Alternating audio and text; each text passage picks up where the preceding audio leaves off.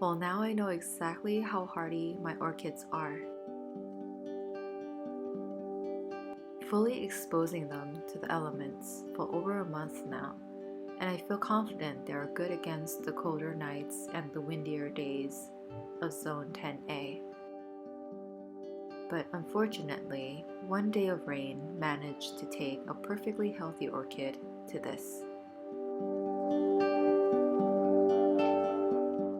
This orchid is now missing its most important top leaf.